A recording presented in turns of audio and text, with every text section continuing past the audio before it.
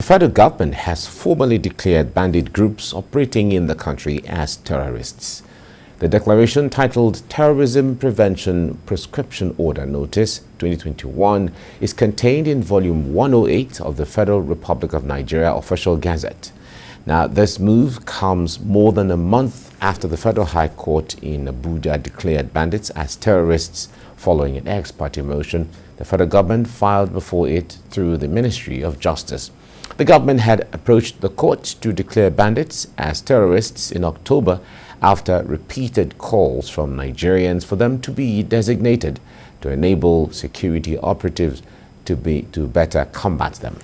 That's the crux of our discussion now. So joining me from the UK, security consultant Femi Aratokunale. Femi, good morning. It's good to have you join me, and Happy New Year. Good morning. It's good to have me too. Happy New Year to you guys over there. Great.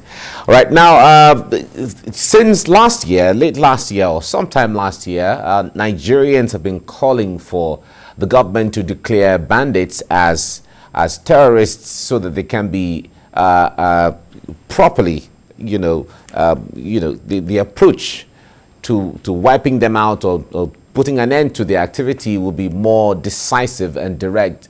What do you make of this now? Should we be happier and all of that? What does this mean to the fight against terrorism and kidnapping and insecurity generally? Well, you see, what our first phase is, calling them any name doesn't make it any better or anyhow we can see it. However, under the UN Act, we can still not call them terrorist organization because we really don't have a good face for it, and we don't know what exactly is their ideology behind all these criminal activities they are doing. Rather, we should just place them to be just thieves, robbers, and cowards, looking into preying on top of vulnerable people in the community. That is just the way we should look at them. I am not praising what they've been doing because they are just thieves. However, the government should at least work together with the government, with the local government, with the state government, and see a better way of making sure that we have a face and those being arrested are properly prosecuted. Not just the media saying or the military saying, oh, we've been able to do this, we've been able to do that. However, we've not seen so much being done. So that means we are leaving the community at their own vulnerable risk to do whatever they have after paying some ransoms. That is the way I've seen it right now. All right. Now, according to the UN Charter, the new UN standards, what are the elements that should be present for any organization to be, or to qualify, let me put it that way, to qualify to be tagged a terrorist organization? Well, the first thing you need to look at is this. What exactly are they fighting for? We all know that Boko Haram were actually fighting for one reason: they want their caliphate. And they want to have a Muslim state, and they want to, make sure that nothing exists apart from their religion activities. So in this case, are we going to say they just want the farmland, or they want the cattle, or they want human beings? So we can't really place them around it. Again, do they have any political agenda? The answer to that is no.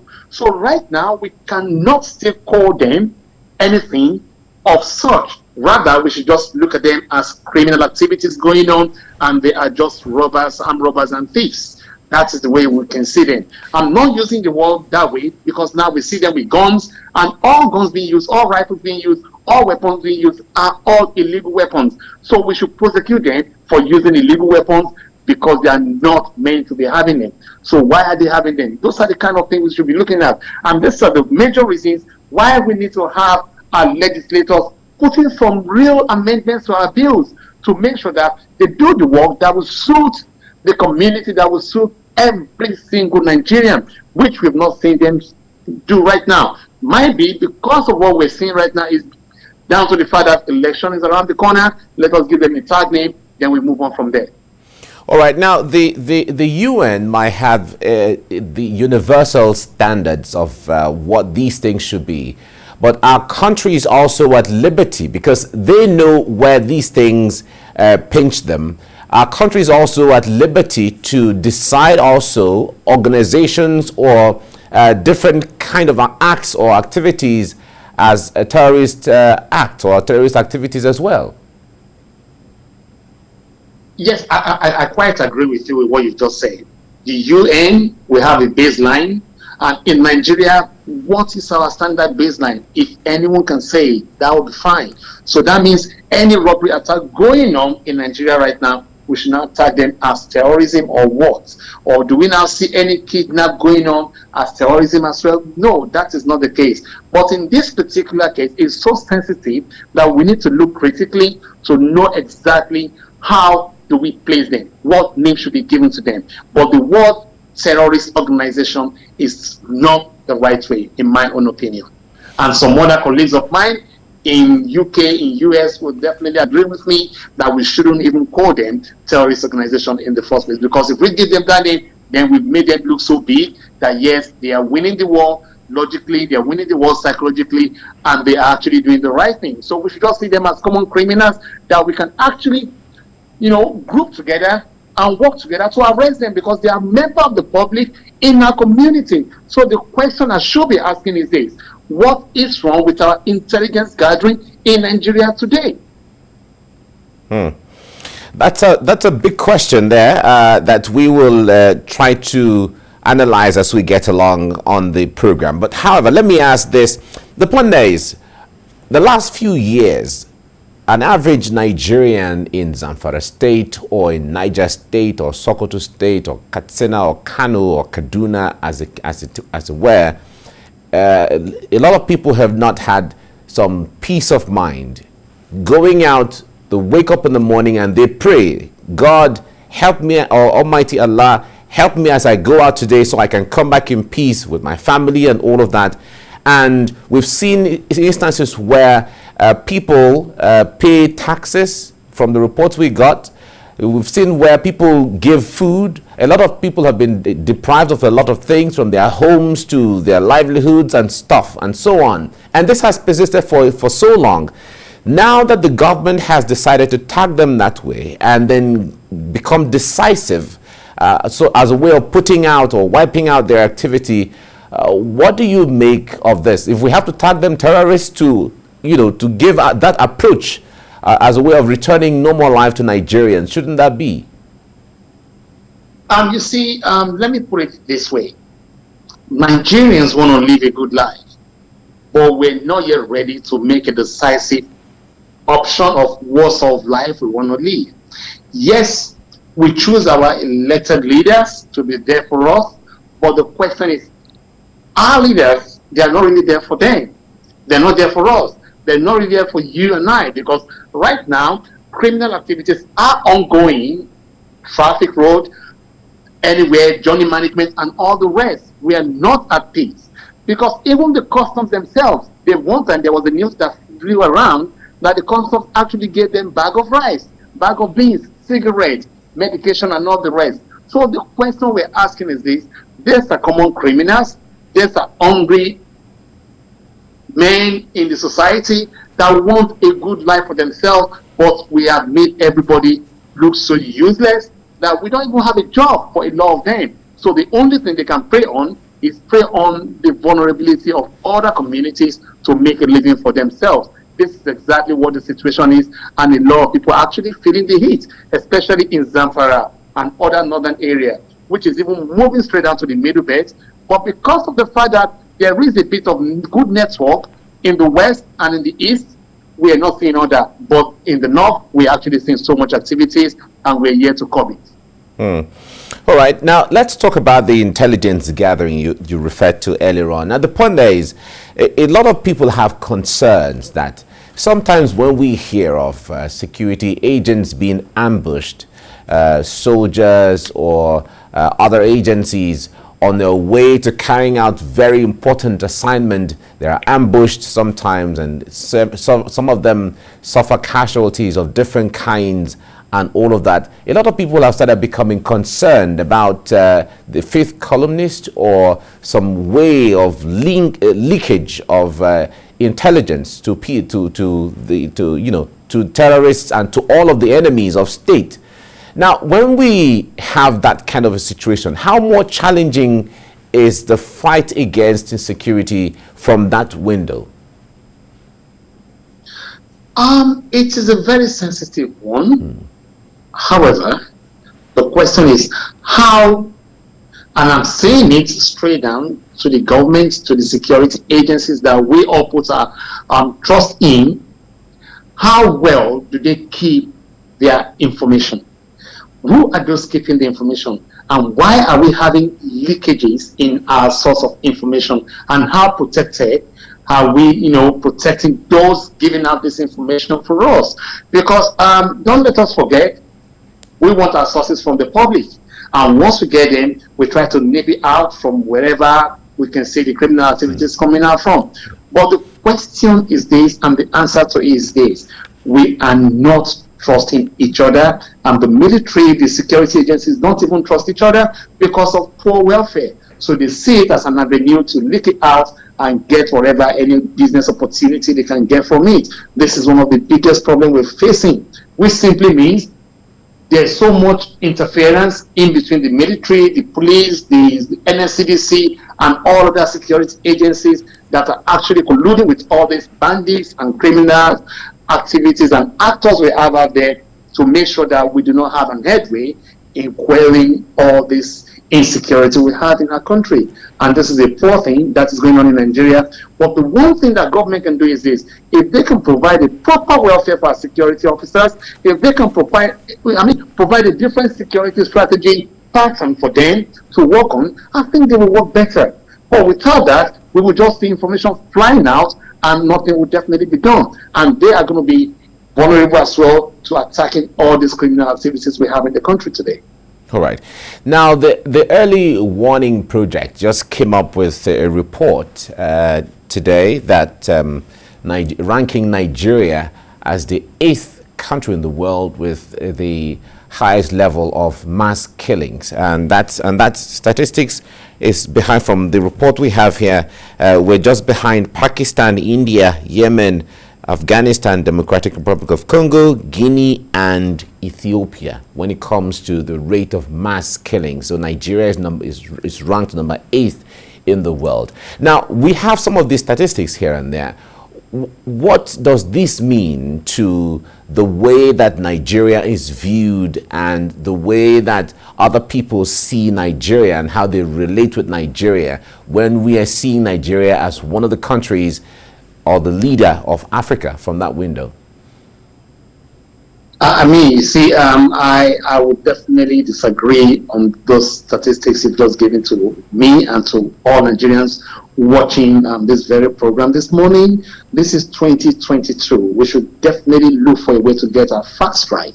I think those bringing or gathering all these statistics together or gathering these numbers together, they are not just being honest with themselves. Number one, we have 36 states, including Abuja.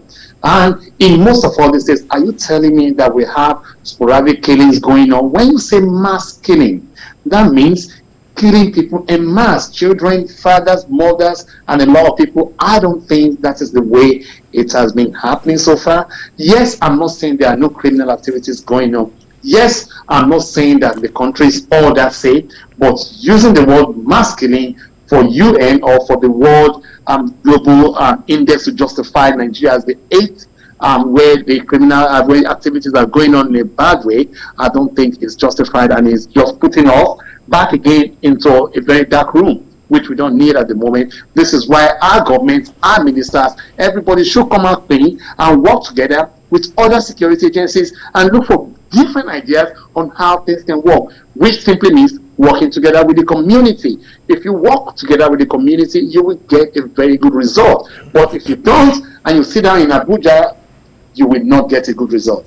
Because when you want to be elected, you came out to everybody that we should elect you, that you're going to do the right thing. But right now, you've been elected, now you've forgotten about them, now you leave them to be very vulnerable. This is one of the major reasons why things are the way they are today. All right, now let's take a perspective to this. On some of the papers today, let me take Daily Times, for instance. is reporting on the headline on the headline of Daily Trust Today newspaper. It says terrorists killed dozens in Zamfara villages. Yesterday, there was also the report of a family being killed in Zamfara state. 2 days ago, there was also a report of several persons, including a village head, being killed. Last week, we had all of these reports. So the last few months and weeks has been reported killings of not just one person, not just two persons, and kidnap and all of that. Now, this has been on for some period of time.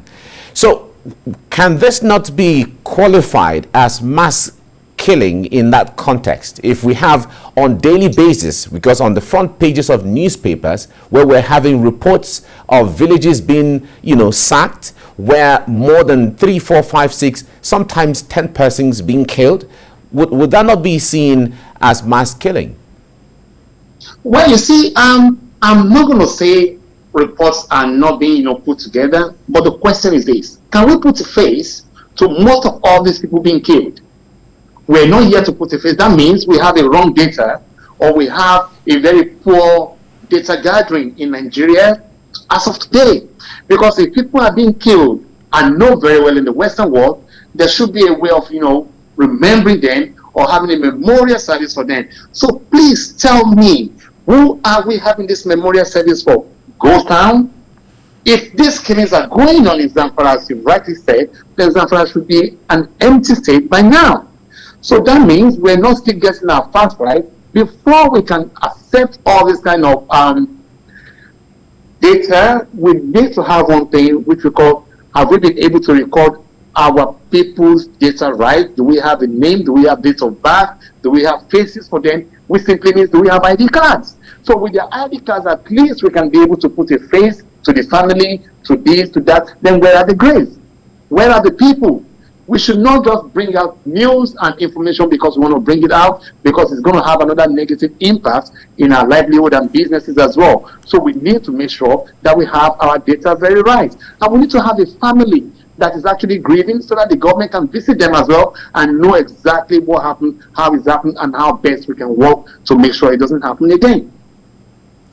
All right. Well, the picture you paint of data and having a face to all of those and family visiting them, we Nigerians look forward to having that kind of a situation where everyone has a name recognized by government and there's a database for everyone. So whenever anything happens to anyone, there is a record and that is available. All right. Now let's talk about the issue of the military strategy and also the civilian strategy. Now, everyone has said, even you have said, that it is not, the approach to insecurity shouldn't be only the use of weapons and killing and deployment of soldiers and armory and all of that.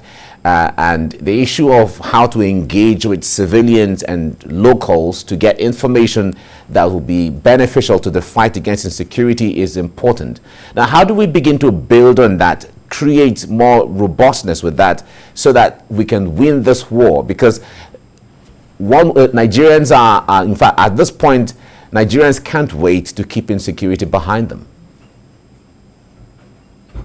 Thank you for this question. The simple answer to the way I'm going to answer this question is this: what we need is an open palm pattern in security. When I say open palm pattern in security, our legislators, our leaders must come down from their high horses and engage properly around the grassroots. That is what we need. Once we can able to do that, I think that will be the first step of making sure that our country will be safe. If we refuse to do that, and perhaps maybe sending people that people don't want to see, or in the community, people that being dejected, then we're not heading anywhere. We have leaders. We have people being elected. Let them come out and let them speak to this community, to these grieving people, to these people that are vulnerable. Let them go out there, engage with them. What is their need? Go to prison, look into how best you can gather information from those being arrested and ask them, how can we tackle this? Something must have led them to have done some certain things. But we're not looking into all this. All we're just talking about is terrorism there, banditry there, criminal activities there. But the question is this: have we been able to build a new robust style of this is how we're going to engage with the community, or this is how we're going to make sure that things work better for us? The answer to that is we've not been able to do all this, and this is where and how problem will erupt if it's not carefully taken on board. But for us to take all this on board, I think right now what we need to do is have a proper dialogue with everybody and see how we can move on from there. A lot of people are not happy with the way the police are actually harassing the member of the public, which again we put a dent, and which again we put another stain into our community, giving out information for them. If you're harassing and assaulting them, how do you want them to come out and talk to us? It's not going to be possible. So again, the open palm policy of respecting the member of public is key in winning this war that we're facing today in Nigeria. All right, we have to leave you here now. Thank you so much, security consultant Femi Aratokunle. Thank you for joining us from the UK to discuss this and Thank you so much. Thank you. Right.